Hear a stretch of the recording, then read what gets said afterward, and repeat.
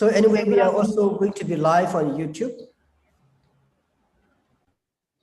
And do you want the speakers to keep our cameras on all the way through, or just when we're speaking and answering the questions? Absolutely up to you, but it would be nice if you can keep your camera on so that the audience can see what we call the speakers at all times. That's my preference, but I will leave that to you, to the speakers. Okay.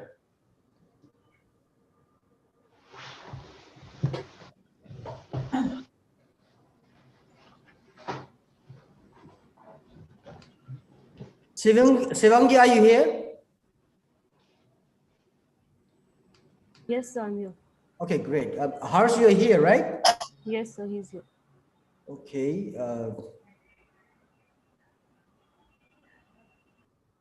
Ria, Joe is here. Sivangi, Ishita, Harsh. All right. Good afternoon, Professor. Okay, great, great. So I just wanted to remind you something.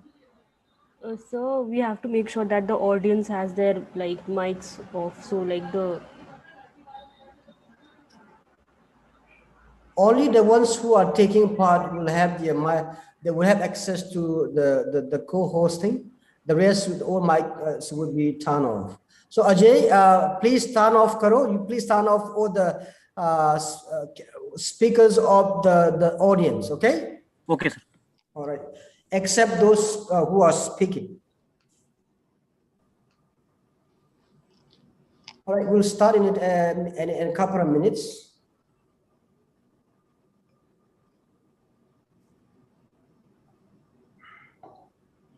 So I just wanted to ask, can we get all the speakers to look into their cameras once so that we can take a picture, please? Sure. Can Dr. Ayana and James, can you please turn on your camera so that our camera team, our media team will all have. Yeah. We need those things for the report as well as social media updates. Can you please just turn on your cameras? And it should be on for me. We all got our cameras on. Right. Yeah. James is here. Whether we're posed is another question. Ria, are you able to see all of them? Yeah, sir, I am. I got a good picture. Thank you so much. Great. Thank you. So what we are going to do in a minute, we are going to start, but what we plan to do is not only putting up the video on online, but we are also going to prepare a comprehensive report, and we'll send it over to you with your approval only. After your approval, we'll put that up in our website so that it's there, everybody would be able to access it.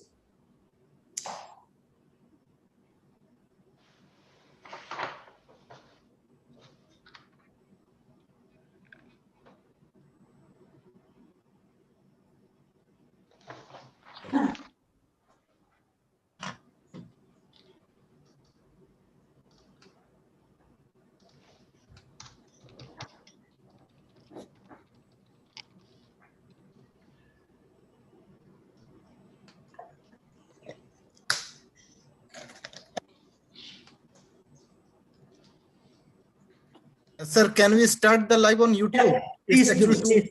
Yeah, both YouTube and this one, please live. Yes, sir. After 10 seconds, we will be aired on YouTube. Okay? Sure, please do. Okay, sir.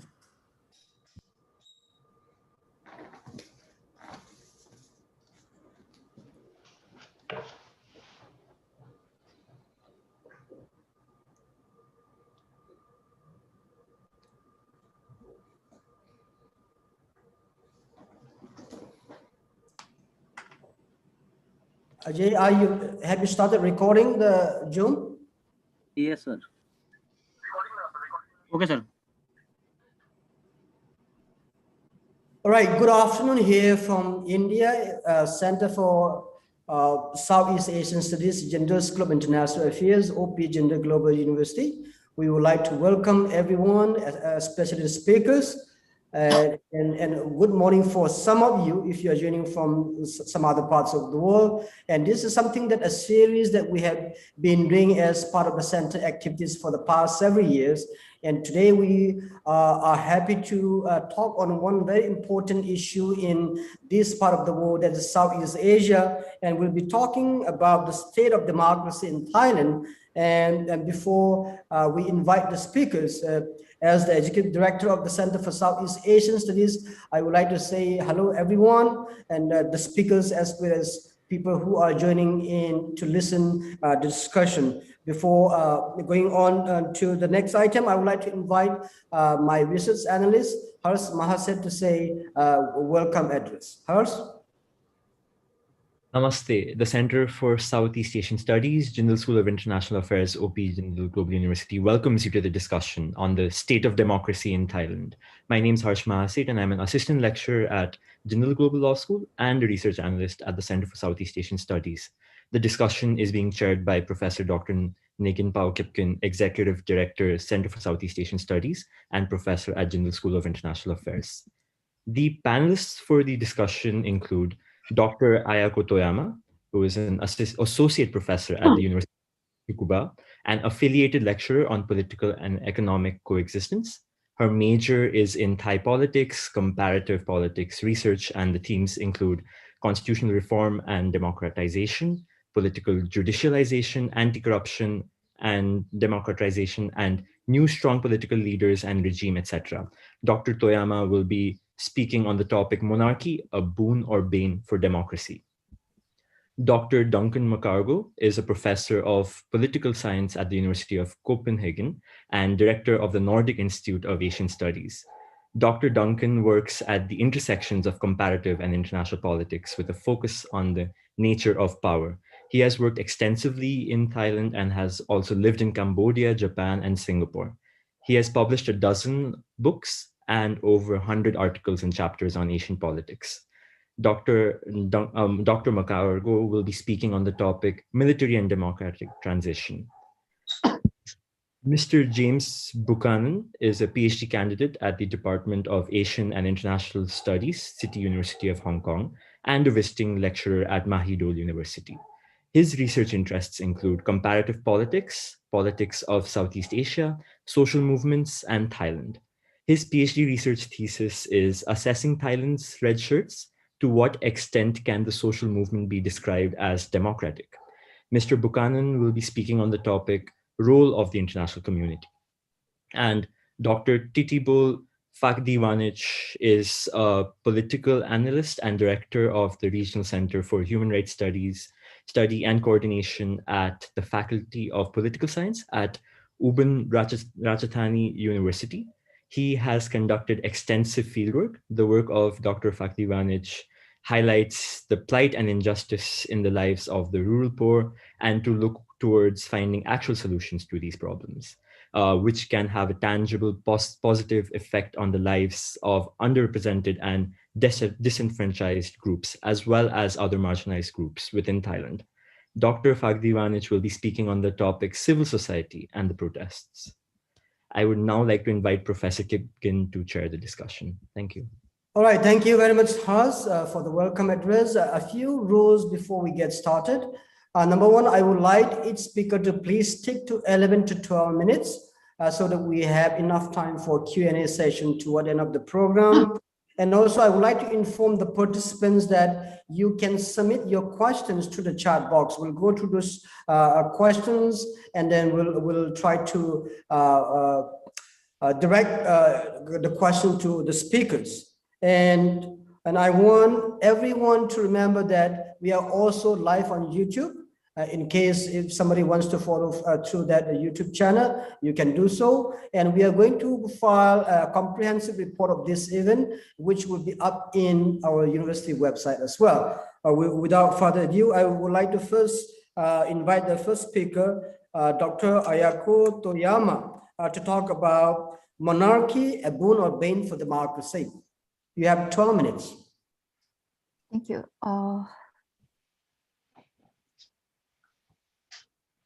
Can you see my PowerPoint?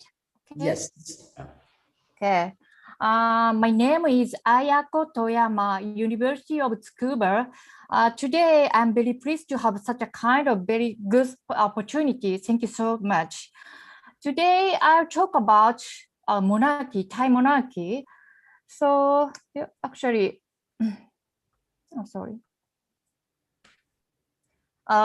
Mass demonstrations by Thai students has been continuing since last year. So this is the largest and longest political demonstration since the 2014 coup d'etat. This mass demonstration has one new point. Students demand royal reforms, in addition to constitutional reform and the resignation of Prime Minister Prayut Chan-o-cha. Students are demanding that the monarchy should be under constitution because they are thinking that the current monarchy system is an obstacle to democratization, but the conservatives do not agree with the students' demands for royal reform. So some Thai intellectuals have been criticizing Thailand's constitutional monarchy as partly an absolute monarchy. So they are criticizing that Thailand's monarchy system is not a constitutional monarchy, but an absolute monarchy. However, looking back on the history of the world, there are other countries that have adopted a monarchy that has characteristics both of constitutional monarchy and an absolute monarchy. One of them is Japan, but not current Japan. Japan from the Meiji Revolution, this is 19th century, to the end of World War II. So therefore, today I would like to briefly compare between the current Thailand's monarchy and Japanese imperial system pre-World War II. Okay. So since the Meiji Revolution until the end of World War II, Japan adopted Meiji Constitution from 1980 to 1847. This was the first constitution enacted in Japan.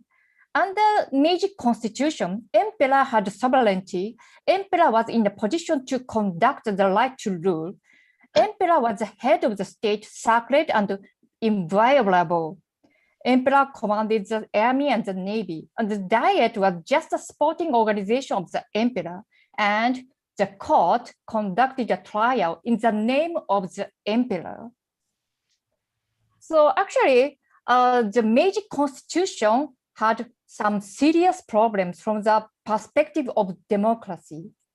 One of the most important issues or problems in the Meiji Constitution was the relationships between the emperor and the military. At that time, Japanese army was the emperor's army, not people's army. So there are three main points. First one is that emperor had the supreme command of the army and the navy. In Japanese, we call it Tosuiken. Military command was an exception to the prime minister's state affairs. The second one is that under Meiji Constitution, the army and the navy had the right to consult directly with the emperor regarding commander matters without going through the prime minister Shutler. And the last one is that at that time, there were many loyal soldiers occupied important positions in the army and the navy. So therefore, we can summarize that the connection between the emperor, including other royal families, and the military was very, very strong. And as a result of it, the cabinet was unable to control the military. So let's take a look at each of them. The first one is the Imperial Prerogative of Supreme Command. This means that the army could not be moved except by the order of the emperor. Just emperor can order or can move the army, the military. And this independence of commandership gives army and the navy the freedom to move regardless of the intentions of the cabinet or the diet. The command of the military operation was held by supreme commanders of the army and the navy.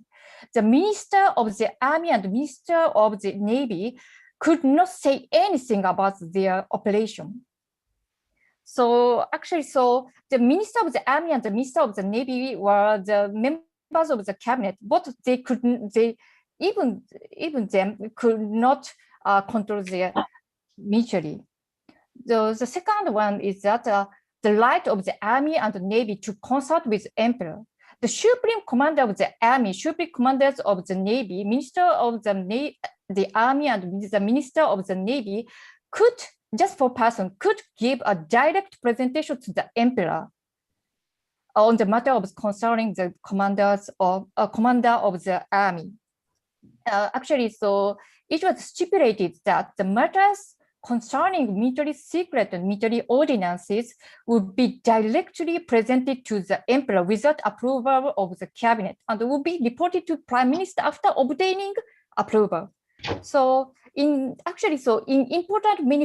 many important phases, the Army and the Navy consulted directly with the Emperor, which made the administration of national affairs by the cabinet unstable. So last point is that the loyal soldiers in the Army and the Navy.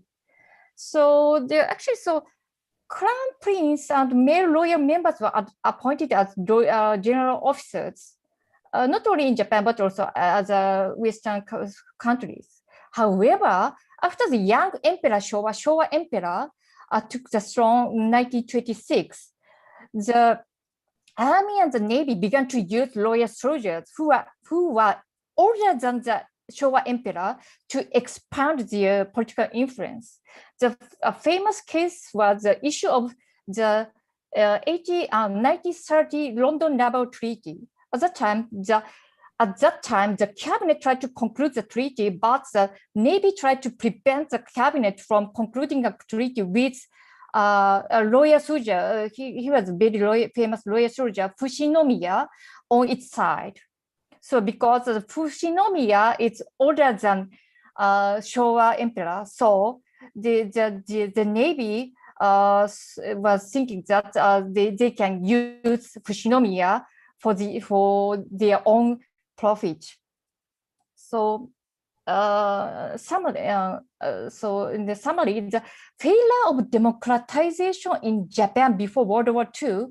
Even before World War II, democratization of Japan was gradually progressing, and party politics also began to mature in Taisho era. However, after the young Emperor Showa, or we call it him, Hirohito, took the throne, the military expanded its power by using the authority of the emperor for its own sake. The military took advantage of the independence of commandership to eliminate cabinet and parliamentary control over the military. In the early Showa period, the democratization of Japan was suspended and the military began to rule the nation dictatorially.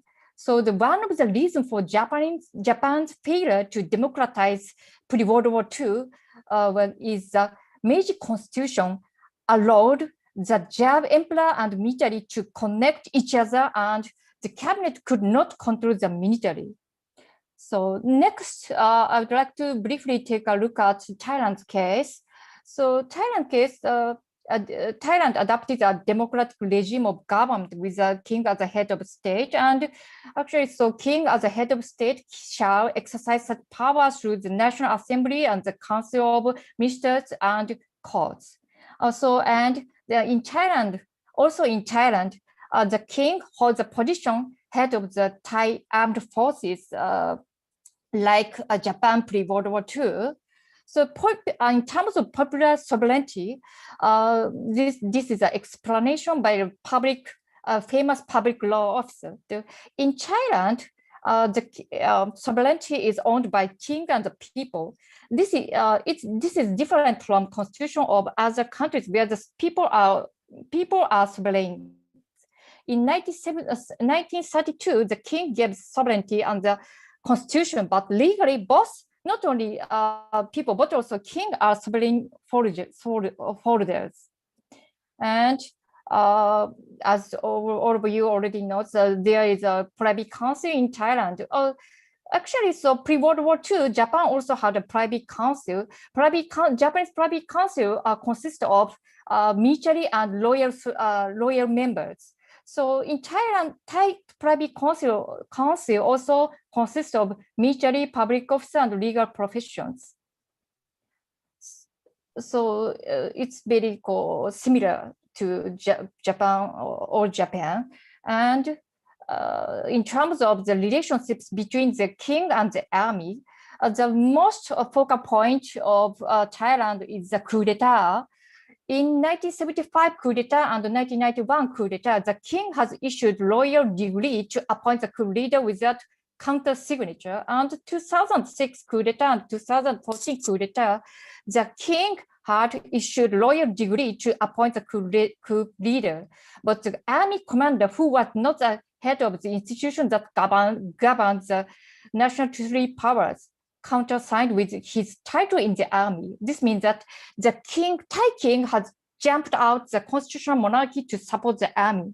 The army also uses the king's authority to seize power. So I think, so as a result of the comparison between Japan and Thailand, we can say that democratization could fail if the cabinet and parliament cannot control the military. It is necessary to break the connection between the monarchy and the military so that the military cannot use the authority of the king to seize power. So, okay, I would like to close my presentation. Thank you. Thank you. Thank you so much, Dr. Toyama. Now, before I invite the next speaker, Dr. Duncan McCargo, I just would like to inform the audience that the speakers or our panelists do not choose the topic that they are talking about. From the Center for Southeast Asian Studies, we assign each speaker the topics that they are using today. So just to inform the audience about why one speaker is speaking on the topic they assign and whatnot. So now before we and I just want to also again invite the audience to submit your questions in the chat box. We'll go through those questions toward the end of the program. And we are also live on YouTube, and this session is being recorded. Now, I would like to invite the second speaker, Dr. McCargo, to talk about military and democratic transition, which is something that we see quite often in this part of the region, Southeast Asia. We have 12 minutes, Dr. McCargo.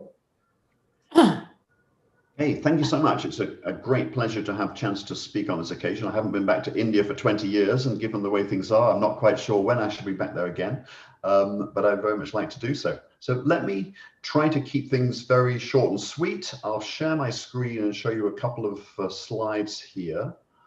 And let me try that. Okay, and then we can go to the full view. Yeah. All right, so I was asked to speak about military and democratic transition. It's a bit of a paradoxical topic. As we've already heard from the last presentation, the military has been so centrally involved in Thailand's politics, especially since 1932. For the most part, the relationship between military and democratic transition hasn't been a terribly positive one, of which more later. But if we do focus, of course, on that core event that everybody has to keep going back to in Thai political history, which is the end of absolute monarchy in 1932, if we indeed believe that the absolute monarchy did end, and now some people are quibbling about that or questioning whether it might have returned. The interesting thing about that episode, and you see it commemorated there in this democracy monument, it's right in the heart of Rajadamnern, the Royal Avenue in the central part of Old Bangkok. As Thongchai Winishikun says, it's a monument built by a fascist to democracy. So there's a kind of an irony about the whole thing here. The 1932 revolution, sometimes called a coup, sometimes called other things, was actually brought about by a combination of military officers and civilians. And had it not been for the involvement of military officers and the possibility of force, it's very unlikely that the end of the absolute monarchy would have taken place in the way that it did, because there was no popular revolution or mass uprising against monarchy in Thailand at that point in the way that you'd had in many other countries in Europe and elsewhere in the world. the monarchy wasn't defeated by a popular movement. So without the military, we wouldn't have had, quote unquote, a transition to democracy in 1932, or without some people in the military. And this is a central paradox.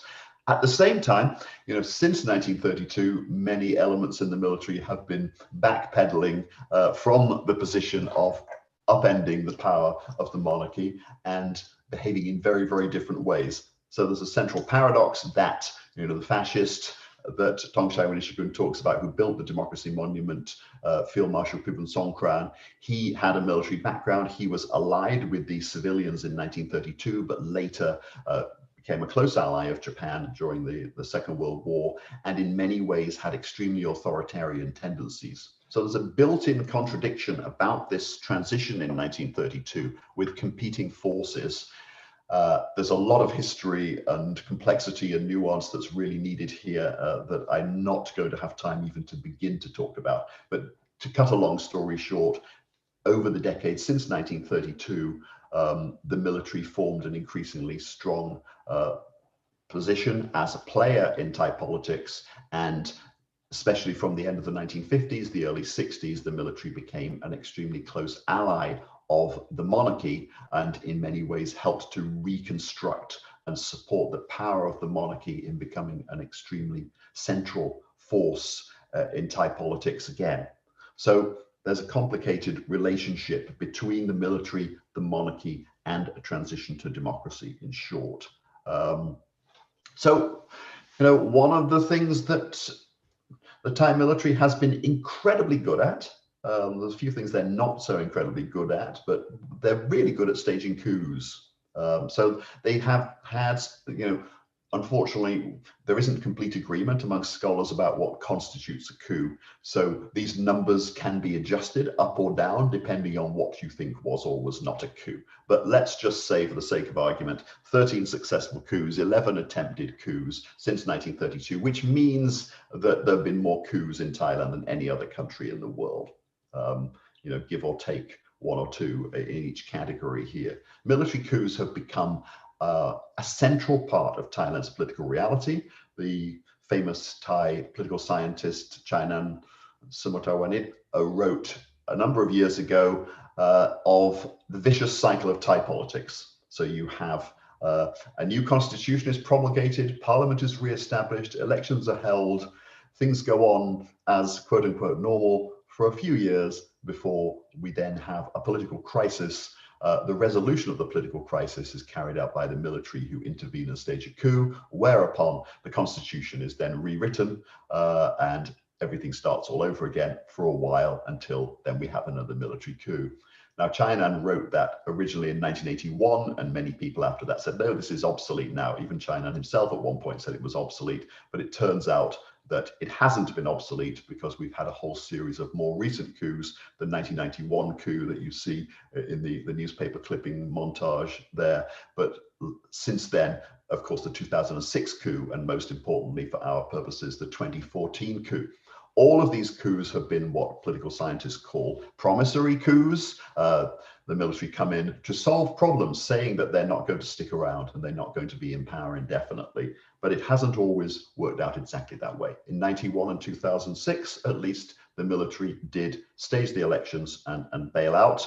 92, it ended badly because Suchinda Kroprayun, who was the main leader of the 91 coup, tried to install himself as prime minister and met with massive popular resistance and the violence of Black May. 2014 coup is the most significant from our point of view, because what happened in 2014 was the thing that Suchinda failed to pull off in 91. The coup leader, Prayut Chan-o-cha, and his associates, particularly two former army commanders who are his deputy prime ministers, one of whom is widely considered to be the brains behind his cabinet, they are still very much running the country, even after an election that took place that was supposed to see a transition to democracy post-coup. So we now have a hybrid regime where the people who seized power essentially illegally in 2014 are still in power, claiming that they have been ratified by an election in which they did not stand, but they created a very elaborate set of constitutional mechanisms that would allow them to retain power, even though arguably they lost the election. Their party was not the largest party, and a very large number of people voted for the opposition, but they constructed a way in which they were able to win that election and remain in power to this day. So the military would claim that they have facilitated a new democratic transition after 2014, but those of us looking at this from a more detached perspective would say that actually the military has found a way to blur the distinction between a military and a civilian regime and created a new mode of hybrid authoritarianism. This mode of hybrid authoritarianism is also very closely associated with monarchy. It's clear that the military and the monarchy are working hand in glove in this situation. So if you want to reform the monarchy, as we were just hearing about in the last presentation, you'd really need to get the military on side in the same way that in 1932, the military had to be on side to end the monarchy's absolute power. So long as the military and the monarchy are inseparable, it's going to be very difficult for the protesters, of whom we'll doubtless hear more from Ajahn Titipon in a minute. For the protesters to make headway is very, very difficult given this incredibly strong alliance that currently exists between the military and the monarchy. You'd need to split those two in order to make some substantive political progress. So this is the irony of the situation. The military facilitated the original democratic transition. They would claim that they're now just players in a democratic system, that there's a parliament, but we all know that there's a political party, the Palang Pracharath Party, which is dominating the parliament now and is effectively an arm of not just the military, but of the junta who seized power in 2014. So if you're confused, Thai politics is very confusing, and those of us who study it have struggled. I've been struggling for more than 30 years to try to make sense of these complicated developments. But in a nutshell, the military has a very complicated relationship with democracy, and in recent decades, it has been essentially a highly antagonistic and negative relationship with democratic transition. Thank you.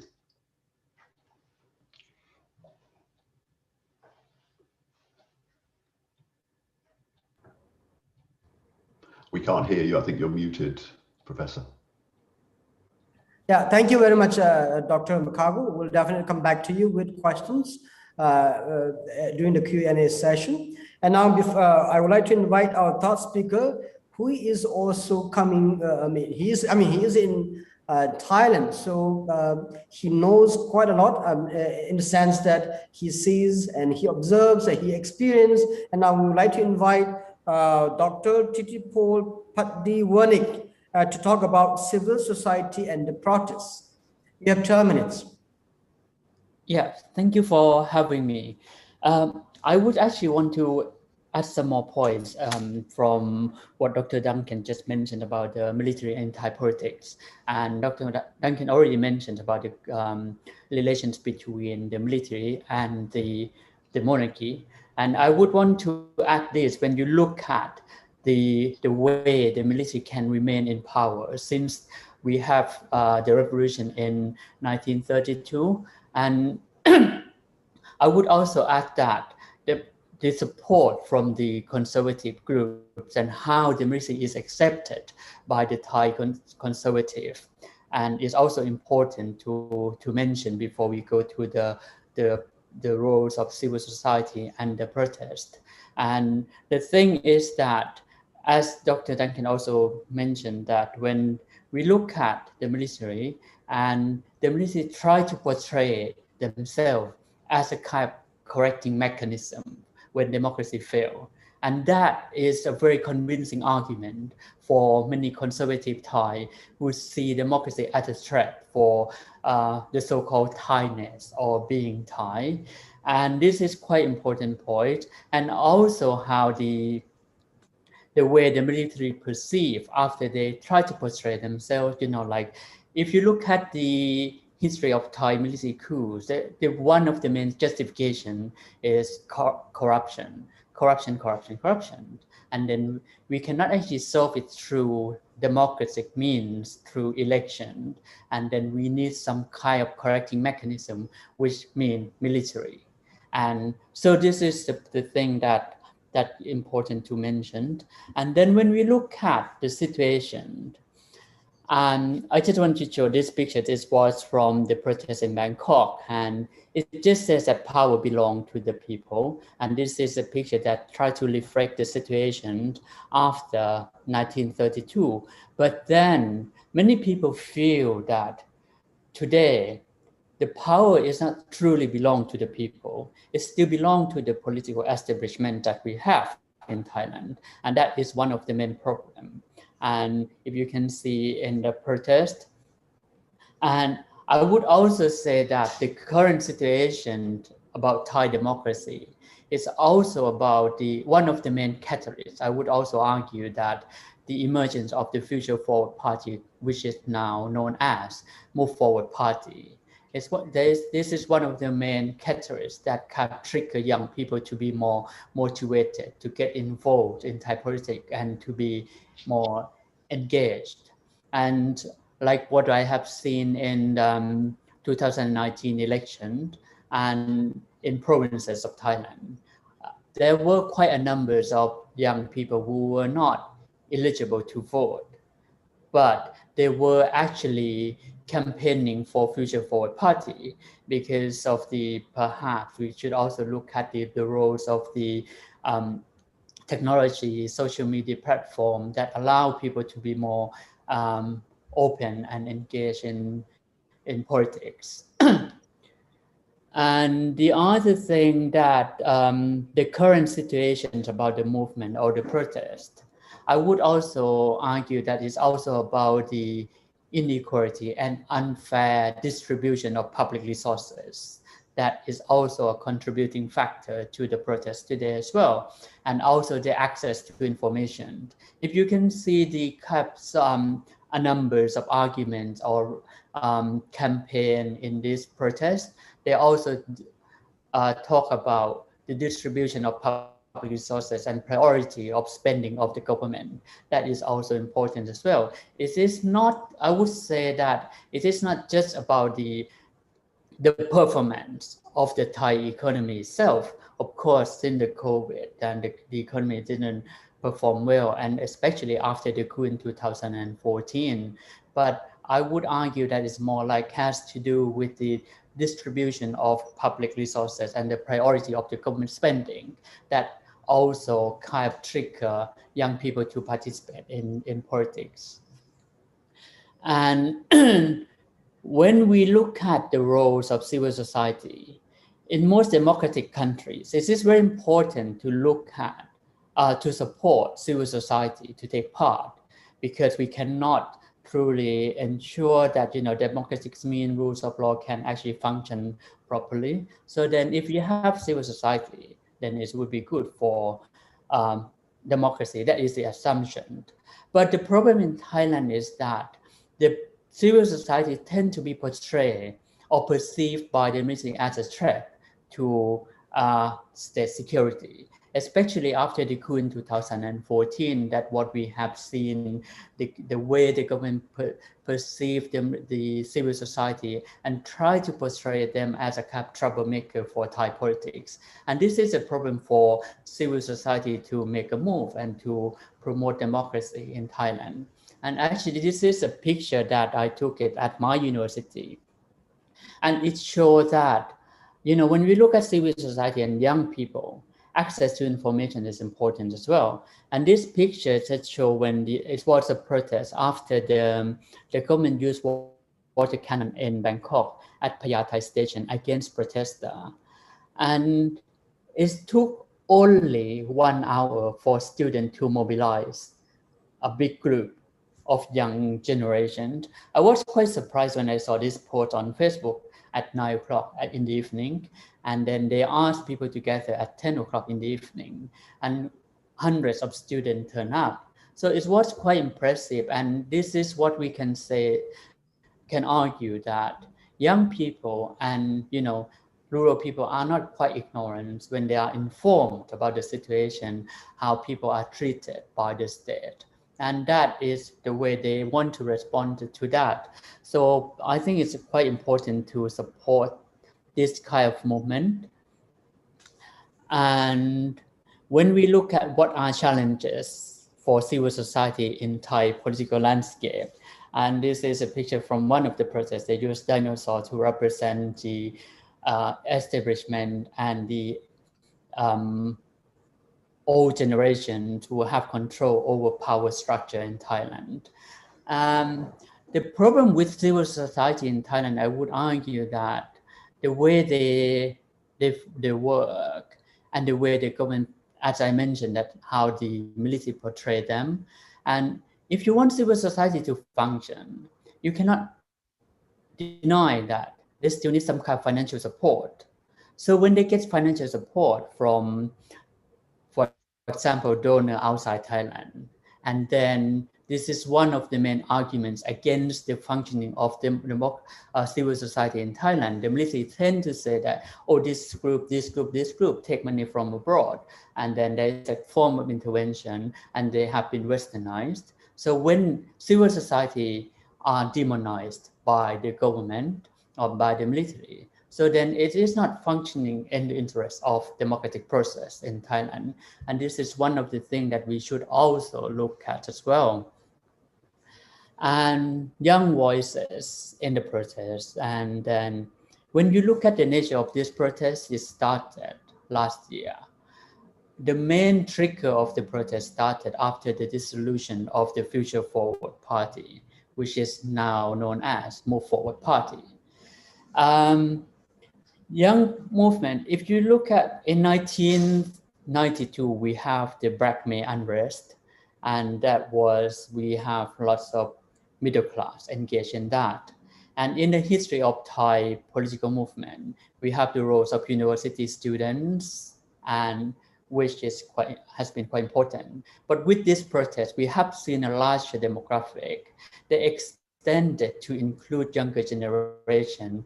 We have seen in provinces of Thailand, like high school students or even younger than that got involved in the movement. So what I would argue that perhaps this is the future for Thai democracy, that we can see that now, many people argue that today the movement is dying down, slow down, and then, they might just not be able to make any changes. But my argument is that once you plant your idea, and once these people have access to information, I think there is a long-term change that we can hope for Thai democracy.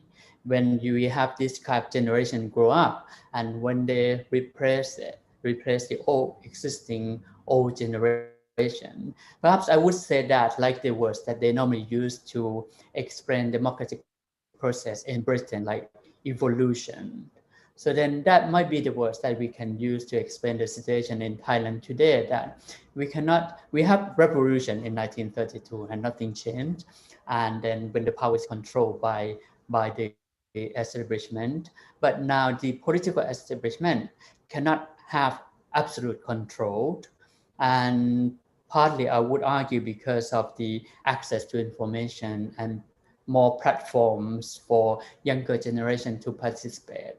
So that this main factor would actually allow young people or young voices to take part in Thai politics and to have more access to information and to be more informed, so that in the future, we can have more hope about democratic process in Thailand. But I wouldn't say that in the short term we would see any kind of big changes, like many call from protester is unlikely to see those kind of demands responded by the government or the political establishment in the short term. But in the long term, we might be able to see this kind of change, or we can be more hopeful with the future of Thai democracy. Thank you very much. All right, thank you very much, Dr. Paddy Warnick. We'll come back to you again with the questions in the chat box. And now, last but not the least, we would like to invite our fourth speaker, Mr. James Buchanan. I think he has, in many ways, he has an advantage being a visiting lecturer in the country. So we would like him to talk about the role of the international community. Does international community have any role in advancing or promoting democracy in Thailand, or are they a hindrance to democratization process? James, your time, 12 minutes. Okay, can I just check that you can see my screen okay? Yep. My slides? Okay. So thank you very much for inviting me, and thank you also for presenting me with this topic of discussion on the role of the international community. I must admit it was a topic that gave me some pause for thought, and really kind of made me think a bit, and took me down almost like a kind of wormhole of doubt and deconstruction of the whole idea of the international community. It also took me quite far out of what I would consider to be my area of expertise on Thailand. So yeah, so for that reason, you can see on my slides that a lot of the bullet points on my slides are actually phrased as questions. I don't profess to have answers for all the questions. I've got some opinions. I'll give my opinions at certain points, but perhaps some of the other questions could be useful starting points for discussion later.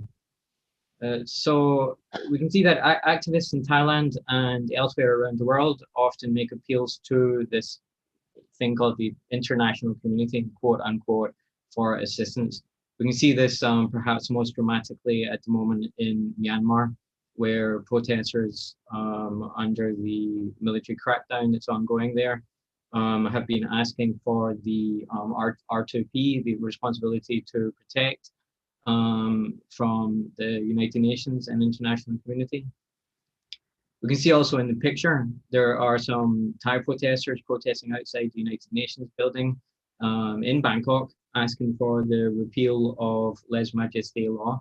So they're choosing this kind of symbolic location of protest, the United Nations building, also using English language in their banner, which is another feature of protests nowadays, as the international community, quote unquote, becomes, you know, so important for people to get their message out to. In the bottom picture, we can also see again, this is the United Nations building in Bangkok, and this is again being the site of contestation, as you know, the protesters have gathered there or nearby. And of course, it's a very important location because Democracy Monument is not too far from there. It leads also to the palace and other important areas like Sanam Luang. So what we see here is that the government have erected these kind of what have now become quite notorious barricades of shipping containers right outside the United Nations building. So we can see that, you know, in Thailand and beyond, the international community is an important part of the imagination of people and the discourse in protests and contentious politics. But what is the international community really?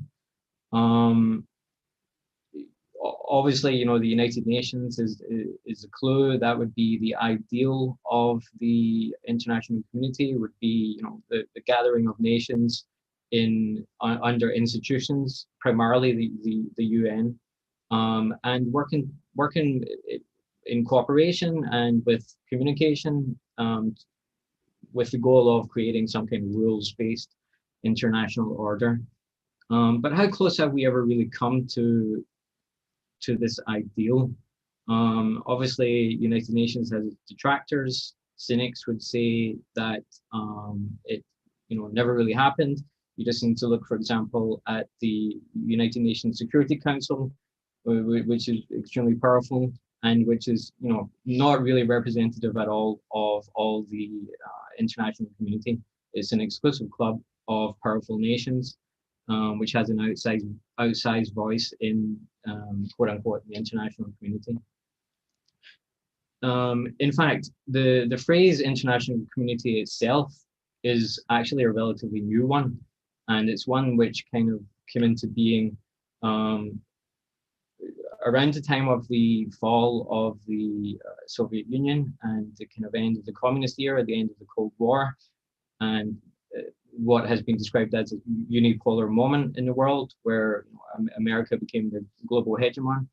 And that's when we really started to hear this word, international community, or this phrase rather. And if we actually go back before that, the phrase which this replaced, which was what was usually the free world, that's what America or European democratic nations would refer to themselves as, bestowing that title of the free world on themselves. And of course, contrasted with what was designated to be the unfree world.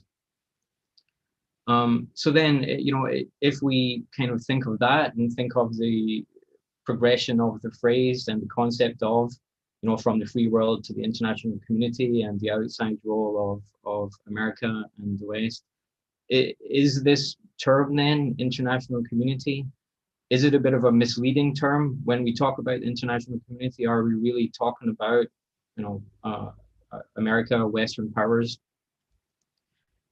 And if so, whether we actually are dreaming of some kind of international community, genuine international community, or whether we're using the phrase as a byword for the West.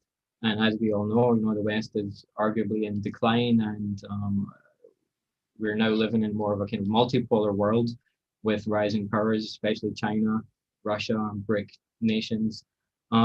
So to talk about the international community now, is it kind of at odds with the new realities of the global world that we live in?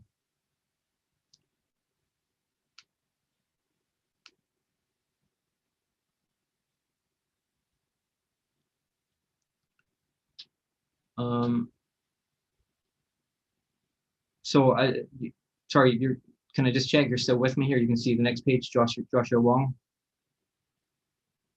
Yeah, yes. Okay. So famously during the height of the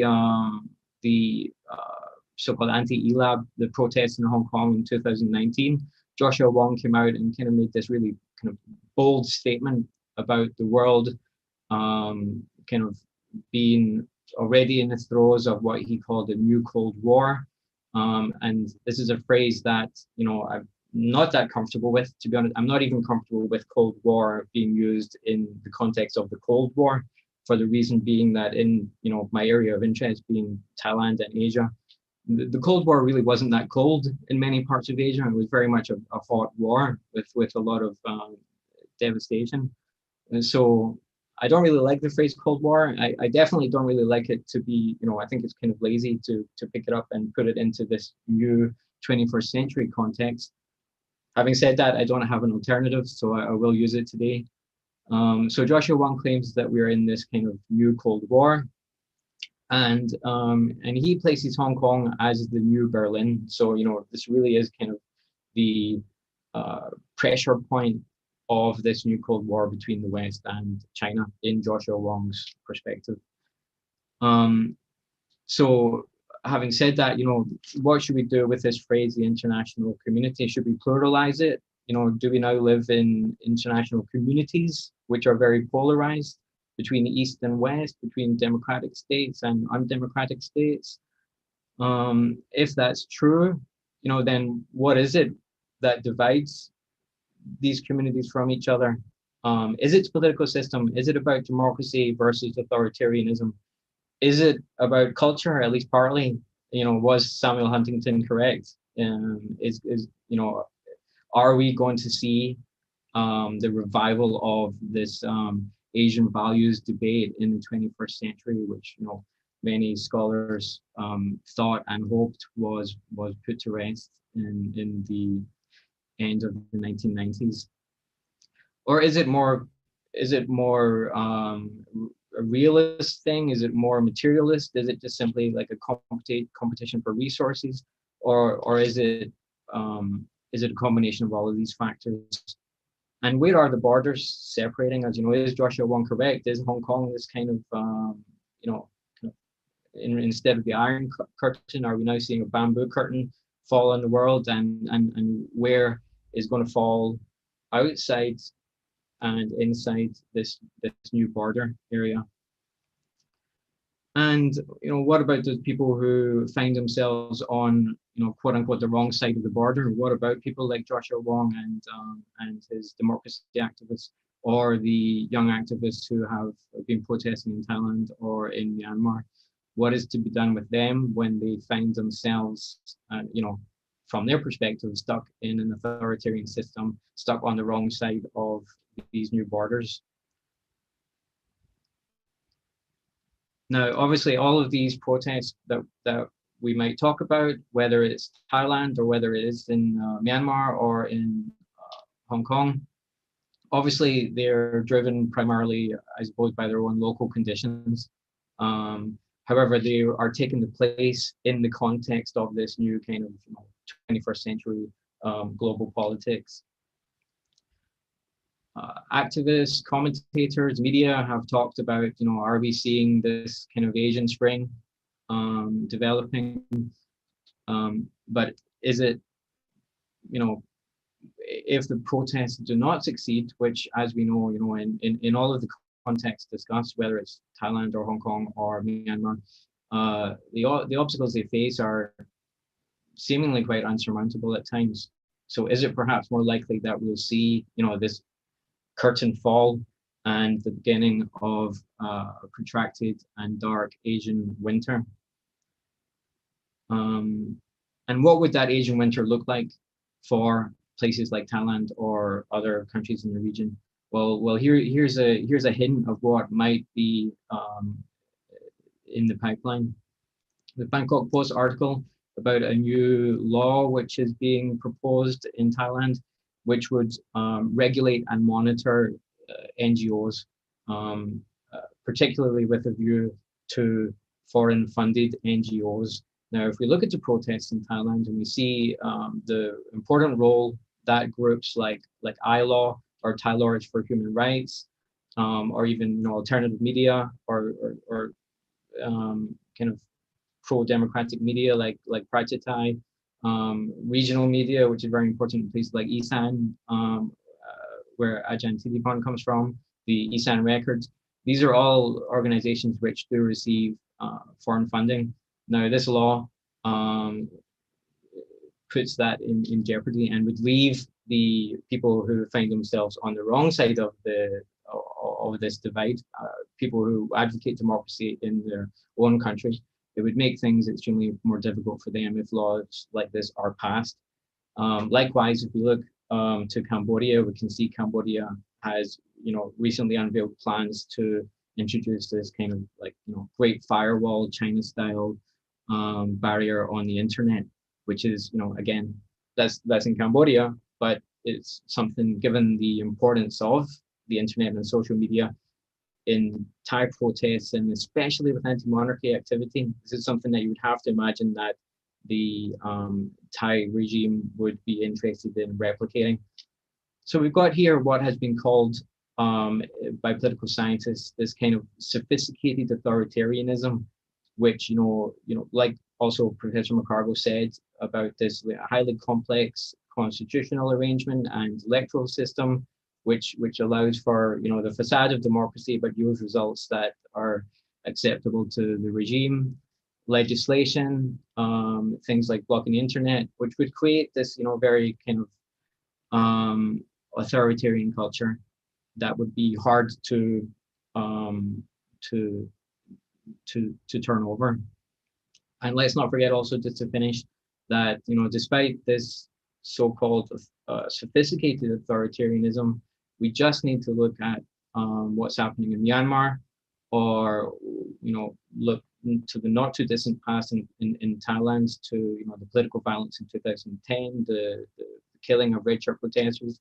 See that underpinning that so-called sophisticated authoritarianism is, at the end of the day, just a very kind of typical brutal authoritarianism.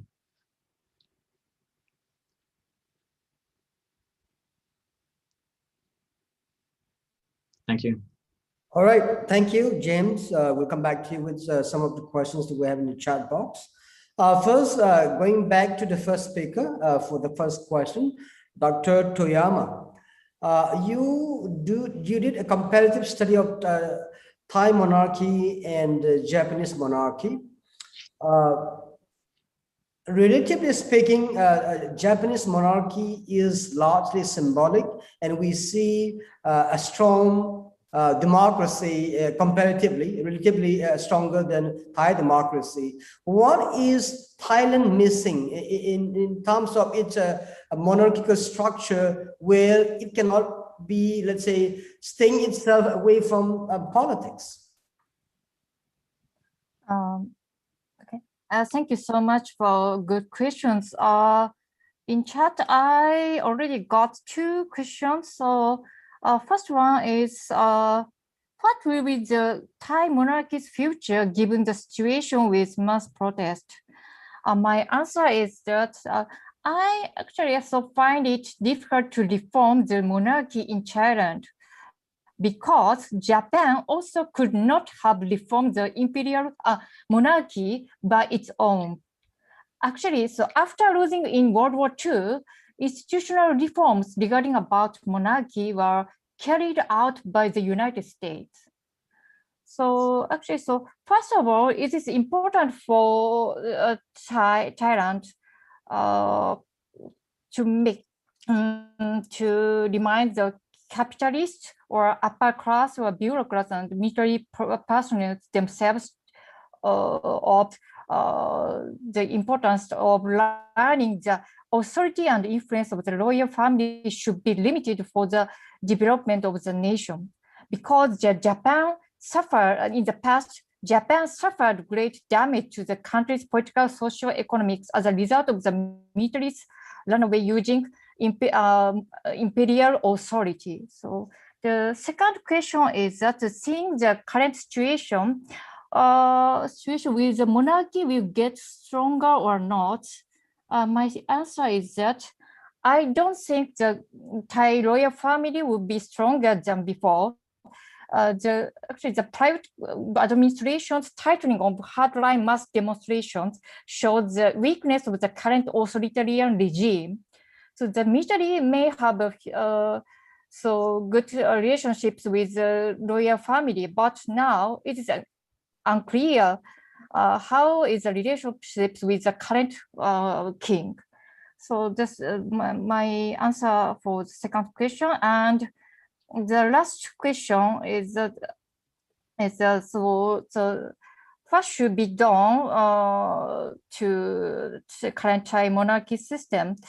I think after World War II, so Japanese emperor took off all of his political rights under the new constitution. So I think it's also need for Thai to adapt new constitution to limit the king's political authority.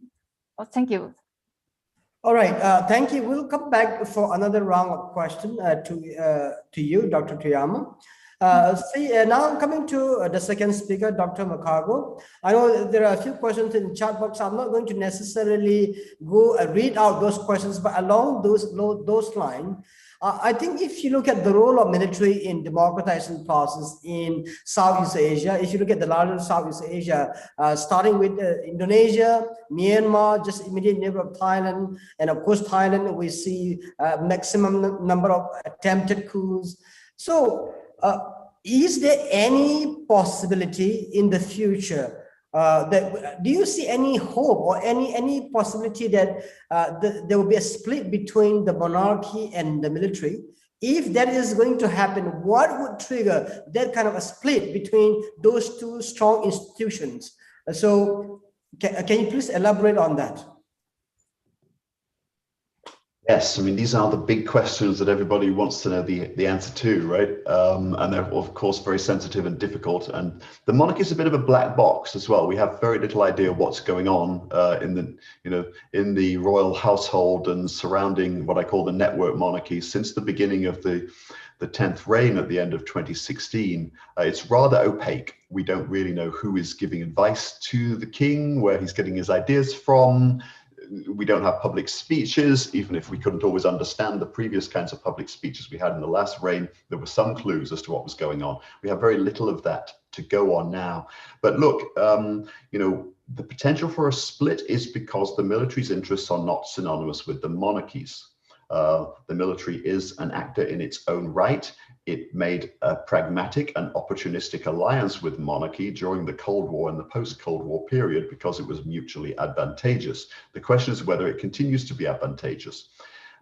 There's quite a bit of evidence that in this reign, the military is not really appreciated. And this is something that isn't talked about by my colleagues who really emphasize the close relationship between military and monarchy. But we will notice if we look closely that some of the privileges that the military had enjoyed, including their right to occupy vast swathes of land in Bangkok, which they don't really need, and the ability of a lot of military forces to be based in the capital city where they would like to be, but they serve no obvious military or defensive purpose. These are things that seem to be resented by the palace. There's a degree of tension. We saw, for example, the reclaiming of a race course, which was essentially one of the military's many mysterious pockets of privilege. They had this prime piece of land that they were running as a race course for their own private purposes. The lease of the race course had long since expired, but they've been allowed to continue occupying it, and they were unceremoniously turfed out of the race course a couple of years ago. So there have been signals coming from the palace. The palace has taken upon itself the power directly to control elements of the military and remove them from the regular jurisdiction of the armed forces. These are very substantial interventions into the core identity and privileges of the military. So there is contestation between what the monarchy wants and what the military wants, because there is a sense in this reign that the palace has not forgiven the military for their role in 1932 and does not trust them and would like to remind them that there are limits to what they're going to be allowed to get away with. But that produces a lot of problems, because once you see pushback of that kind, you could end up at some point antagonizing vested interests. So there's been a very calibrated approach to this. On the one hand, actually reducing privileges of the military and subordinating their power to direct control from the palace, but also very, very carefully selecting those people who will occupy senior positions in the military so that they are loyalists and they're not officers who are going to rise up in opposition to these attempts to curtail their interests. So what's going on is very, very messy and complicated, and it's very much a black box because we don't fully understand it. But you would expect sooner or later the military to become resentful at some of the things that are happening to them in terms of the curtailment of their privileges when they have very, very much facilitated the privileges of the monarchy. There's a sort of inequality. And who needs who more? Well, the monarchy needs the military more than the military needs the monarchy, arguably, because without the military, the monarchy will not be able to enjoy the kind of situation it's in now. The other thing that's worth mentioning, and my topic wasn't really the monarchy, but let me just briefly encroach into this. The student protests have dramatically changed the behavior of the monarchy.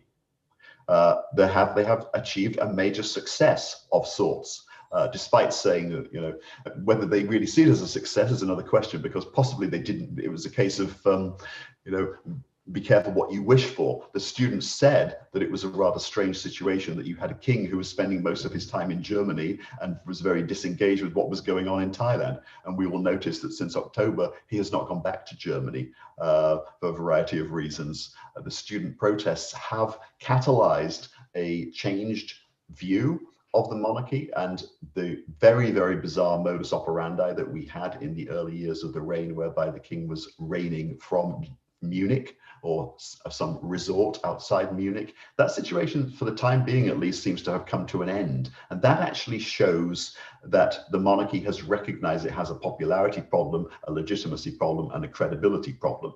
Now, the military also has a popularity, a credibility, and a legitimacy problem. At some point, they may start to ask themselves, is the monarchy enhancing our legitimacy and credibility? Which was basically the case during the last reign. They were able to ride on the greater popularity of the monarchy. But if the monarchy is less popular than the military or equally unpopular, then it ceases to be an asset in the way that it was during the Ninth Reign. And these dynamics have yet to unfold. But the physical location of the monarch is a very interesting thing for us to follow at this point. Why has there been no return to Germany or no departure from Thailand? This is extremely difficult to understand, but tells us something about what's going on.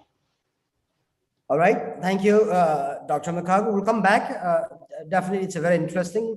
I mean, I have a lot of questions because I do a lot of close study on comparative study between Thailand, Myanmar, and Indonesia. We'll come back to you with other questions. Now, coming to the third speaker, Dr. Titipo Patdiwanik. I'm going to combine my question with a question from Lisa Bruton, academic from United States.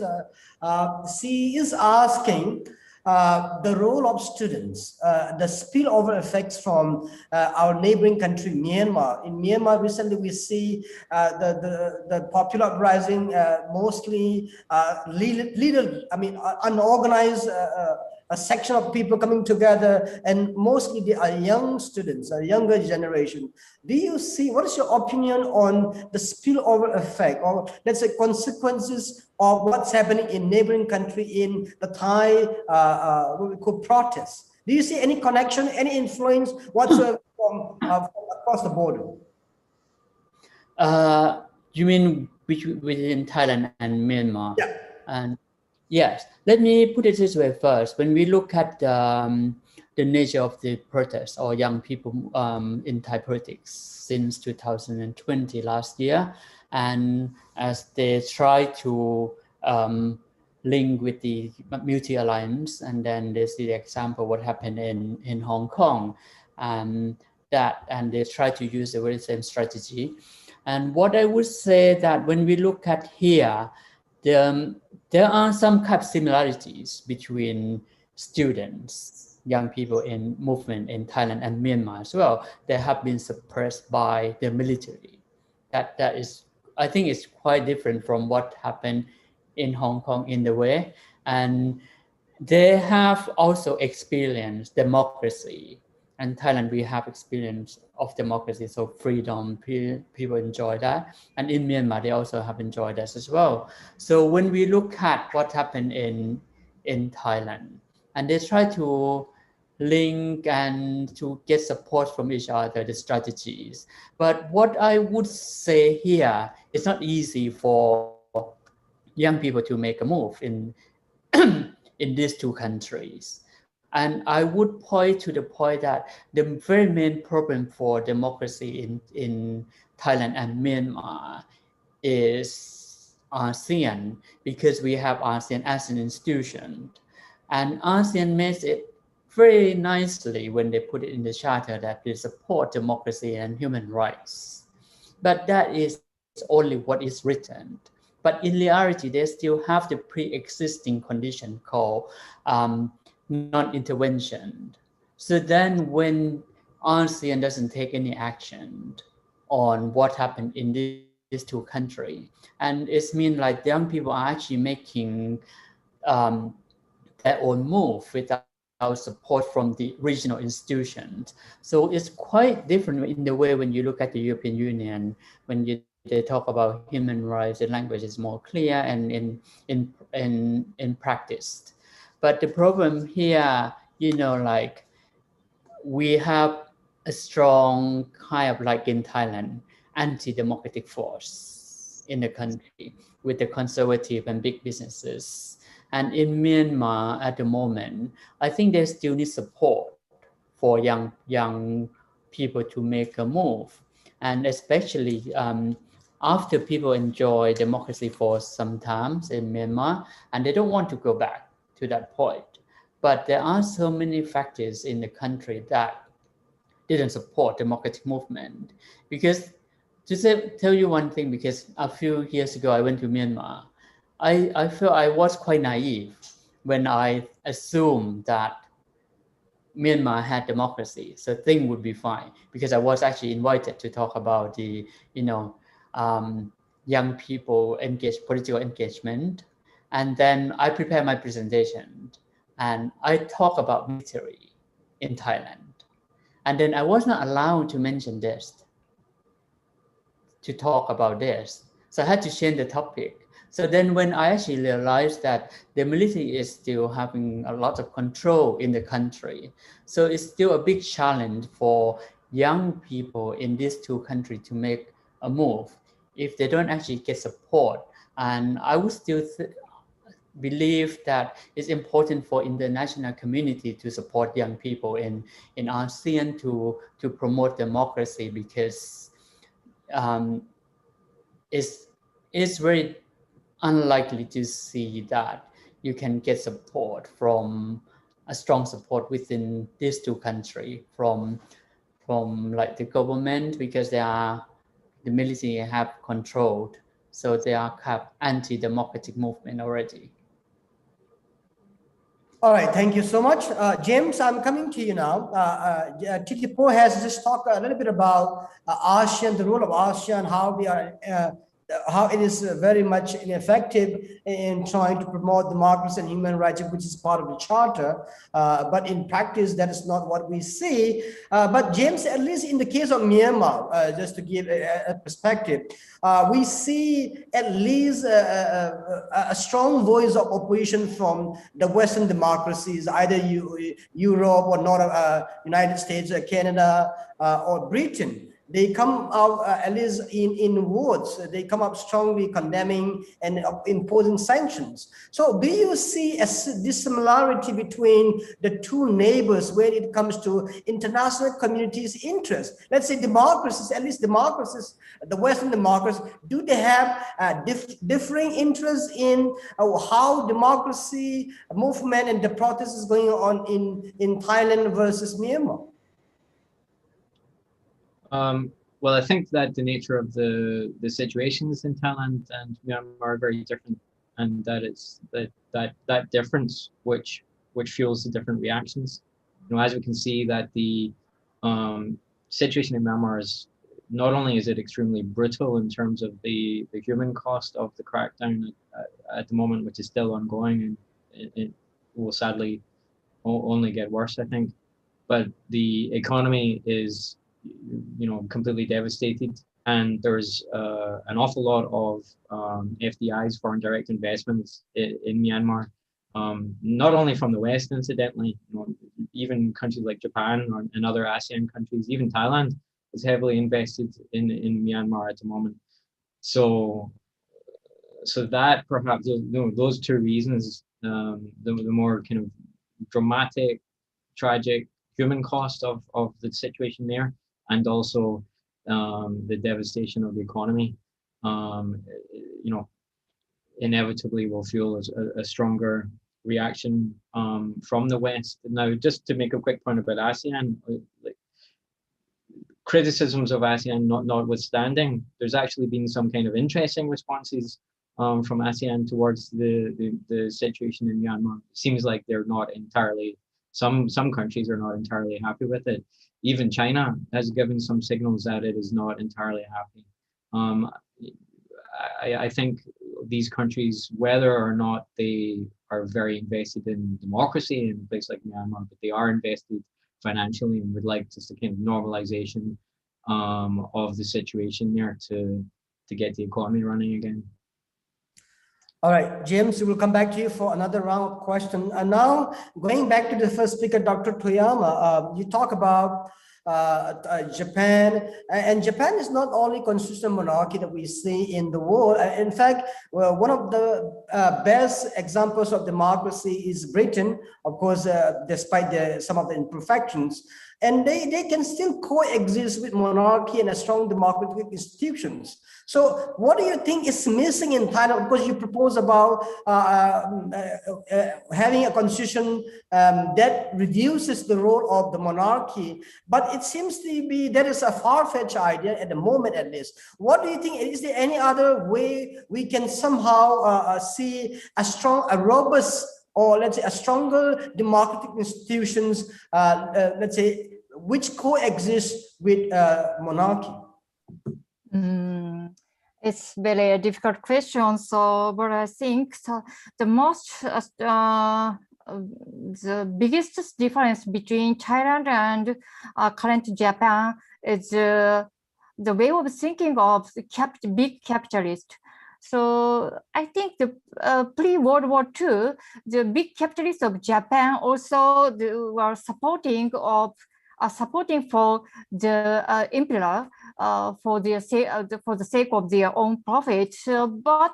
But finally they lost all because the Japanese government was defeated by the United States. So therefore, Japanese big capitalists got to know that using authority of emperor is not good for national development.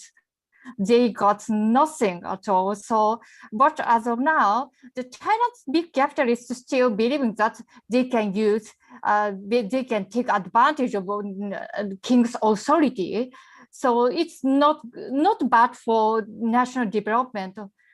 So therefore, yeah, actually, so the ratio of economic development has been getting worse and worse since 2006. So I think apart from the constitutional amendments, the next important thing is to change the way of thinking of big capitalists. Thank you. All right. Thank you. We'll come back with one more round of question if we have time. Now coming to Dr. Macago, I think you're not just looking at Thailand, but if you look at the larger Southeast Asia as a regional context. And there is a very good example of Indonesia, which reduced the role of military over the years, especially after Suharto was brought down following the 1997 Asian financial crisis. And following that, the role of military has been gradually decreased and eventually removed from politics. And do you believe that this is something that we may be seeing in the future in the case of Thailand? But before you answer that, in the case of Myanmar, for example, Myanmar military believes that it is the guardian of the country. It is the guardian protecting. It is it's the only institution that protects and preserves the country's stability. Is there something? Do you see any similarity in between? How do you see the role of military in the future in Thailand? All right, I think I have to write another book to answer all of those questions properly, Professor, but what can I say in a very short space of time? Yeah, clearly, the delusion that the nation belongs to them is very, very similar in Thailand from the kind of delusion that the Burmese military still has and that the Indonesian military certainly had and possibly has more than we realize. So that kind of problem, that the country is really ours and we're the only people who can be trusted to protect it, despite the fact that we're constantly destabilizing it and undermining it. This delusional mentality is still rather pervasive. I mean, I teach comparative classes about these issues, looking at exactly the cases you're mentioning. So my students have written many essays on exactly those questions that I should be able to dust off and summarize for you. But of course, the problem with Indonesia is, yes, it looks a lot better than Thailand, and it looks an awful lot better than Myanmar right now. That said, what happened in the 2019 Indonesian election? I mean, an utterly bizarre situation where you have a Suharto loyalist who, for the second time, comes very close to winning, despite his human rights record problems and so forth, and his, obvious representation of an authoritarian kind of militaristic stance. And he declines to accept the election result for a while, incites riots. Does this sound familiar? Incites riots in the middle of the capital city for a period of time, until Jokowi, who defeated him, decides to make him defense minister. What a wonderful idea. Yes. So, the darker forces of military-aligned authoritarianism are not just sort of snapping at the heels of Indonesian democracy. They're now in the cabinet, sitting alongside Jokowi, and they could well come in at some future election. So alas, we can't take for granted, Indonesia may still be leading ASEAN democratically, given the state of things in the Philippines with Duterte, and who knows what will happen with his succession. But I'm afraid it's, when you look closely at what's going on in Indonesia, it's not nearly as cheering as we would like to think. All right, thank you very much. We'll come back to you for the closing remarks.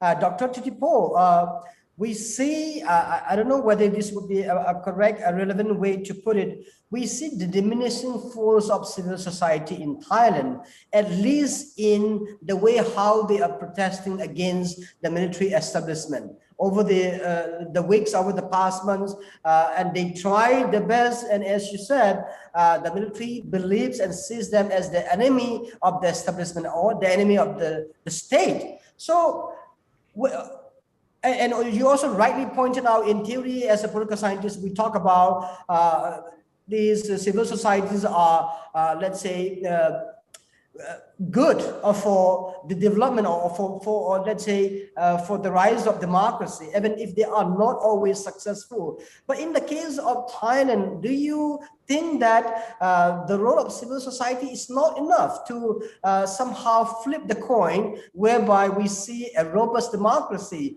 And do you think that we will see a shift in strategy in terms of what civil society groups are doing in the country, or do you think that they are going to the dead end?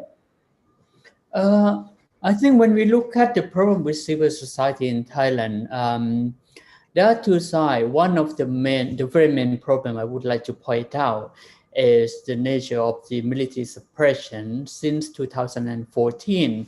And I have seen a lot of that because actually 2 years ago, we hosted a seminar and we invited local people and civil society group to come in. And in the northeastern part of the country where I'm from, and we have the quite a numbers of sugarcane factories now.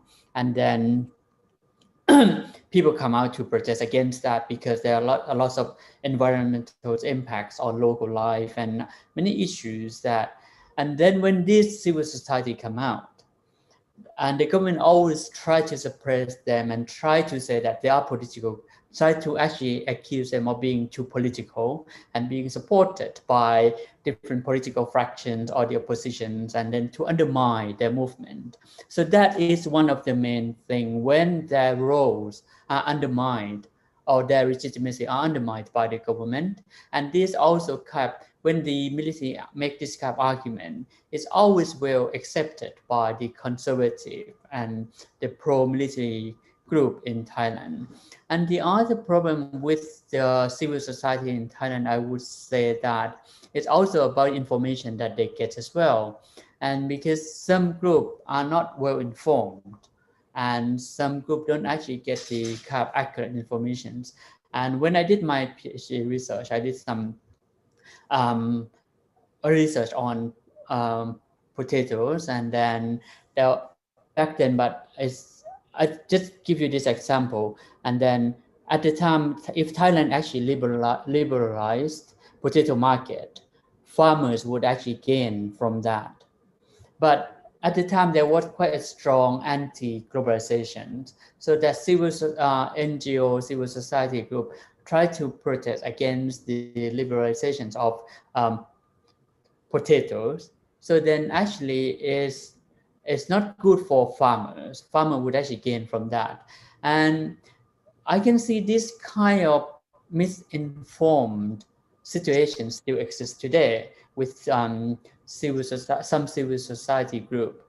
So then it's also important to empower them to ensure that they have kind of support. But then the problem is that when they get some kind of support, they are not actually supported by the government. And the other point that I think now the government try to claim the ownership of civil society. And that causes a problem as well. They have some kind of funding for civil society. And this is from the observation in the southern part of the country.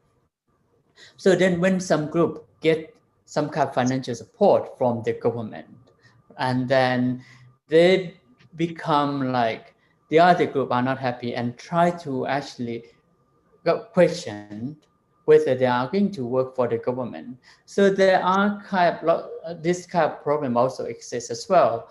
And then once the government gives money to certain groups, you cannot entirely trust the government as well, because especially since 2014, until this government, I still define this government as a kind of military-led government. So then this kind of problem that we have seen in the country is still a kind, there are still big challenges for civil society to work in Thailand. All right, thank you very much. Now to James. In democratization theories, we study one of the agents which is important and necessary for democratization is external agencies, which includes globalization. And insofar, correct me if I'm wrong, you seem to suggest that the role of international community is very limited in the case of Thailand's democratization. Is that what you mean, or do you think there can be a greater role for international community, including other external forces that can somehow maybe trigger or maybe pave a better way for the country's consolidation toward democracy?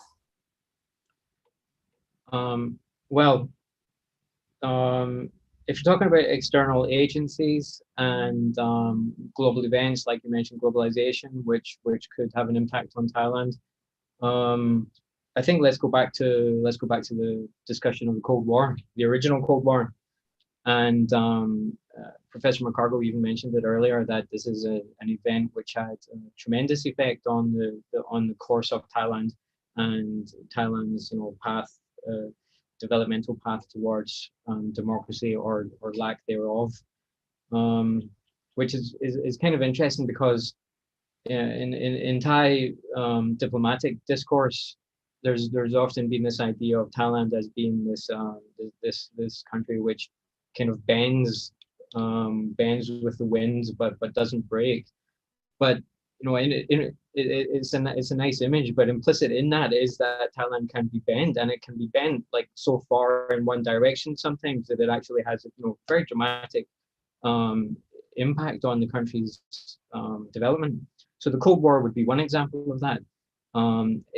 If I'm right, or if Joshua Wong is correct, that we're now entering a similar era in global politics and global power plays, then that again is we're looking at another external event which could have a profound effect on Thailand and bend it in one way or another.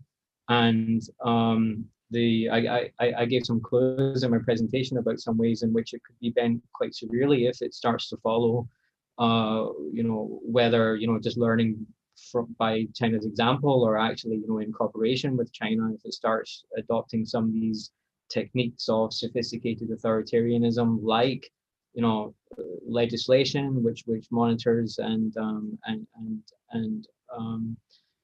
controls NGOs, like the Great Wall of the Internet filter, things like that, tampering with electoral procedures and constitutions in an undemocratic way, all under or behind or within China's sphere of influence, then that's a direction that is of concern.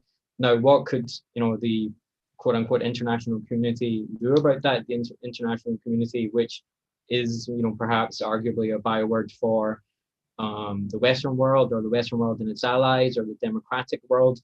Well, perhaps first they should kind of just be honest and drop this pretense that they represent the international community. They represent themselves, their own interests, their own values, and if they are concerned about countries like Thailand for one reason or another, whether it's about global power, spheres of influence, or whether it's more altruistic than that, then they have to start living up to their own values, and which is something that they've often been failing, especially America in the past decade or so, arguably always. So firstly start living up to their own values, and then secondly start engaging in a proactive way to try to support those people within these countries like Thailand who are finding themselves on the wrong side of this authoritarian curtain. Thank you, James. We are running out of time, but I cannot let you go without having the closing remarks. So now I'm going to ask the same question to every speaker. Please try to make it as short as possible, your answer. What is the future prospect of the state of democracy in Thailand? Dr. Toyama, please start, and then Dr. Makago and others, please. What is the future prospect of the state of democracy in Thailand? It's very difficult to answer, but I think so. Even though it will take a little bit long time, the democratization process will begin again in the future. Thank you. Dr. Makago? Right. Well, as I say at the end of the article I circulated in the link, there has been a radical shift in understanding amongst younger people. And I believe that Generation Z, those under 25 who are digital natives, don't really accept the legitimacy of Thailand's current political order to a very large degree, a significant proportion of them. That means that in the longer term, you can suppress the demonstrations and do whatever you like, but ultimately, it's unlikely that you can maintain the status quo indefinitely. It has the seeds of its own eventual collapse within it, I believe. Thank you. Titipo? Yeah, but I would say that I was quite hopeless with Thai democracy before, but after seeing this movement, I think we have more hope in the long term. Like I said in my presentation, I think when this generation grow up and they have different worldviews from the old generations. So then with their liberal mindset, I think that would be good for the future of Thai democracy. And it's important for international community and big businesses in Thailand to support this kind of movement for the sake of the country. Thank you. James, to you? I think it stands at a crossroads and it could go either way at this point in time. I agree with Professor Makago and Ajahn Titipo that in the long term, the demographic shift is vital and that the prospects look quite good in the longer term. What I'm concerned about is that in the immediate to midterm, that what kind of crisis will Thailand have to go through before it gets to its final destination? All right, thank you. Before we end the session, I would like to invite my research analyst, Sivangi, to say the word of thanks. Sivangi? Thank you, sir. Dear speakers and guests, with this we come to the end of our event, and it is my privilege to propose a vote of thanks to all of you. On behalf of CSEAS, I would like to thank all our speakers for giving us their time and sharing their views and opinions on the topic. Surely all the speakers have highlighted some very relevant points on the status of democracy in Thailand. I would also like to thank Dr. Kipgin for chairing this event. In the end, I would like to thank my CSES team, the IT department, JSIA and JGU administration for making this event a success and for all the support. In the end, thank you so much, all of you, for participating, and I hope you all have a good day. Thank you. All right, Sivangi, thank you. I also want to, as Executive Director of the Center for Southeast Asian Studies, I would like to thank each of you. Definitely, we have a common interest on Southeast Asia. Of course, I also do a lot of research and study on Thailand. But again, I hope to see you in person at some point down the road. Hopefully, our paths will come across. And until then, we hope to see you again virtually at some point. And thank you very much for your time, your input, your insights, and I also would like to thank the audience who are with us today. And as I said in the beginning, we will put up this video right after this event on YouTube in the public domain. We will be sending you a report for you to approve. Please get back to us at the earliest possible so that we can put that up in the website. And until then, thank you very much and see you again. Take care. Bye-bye. Thank you very much. Bye-bye, everyone. Thank you.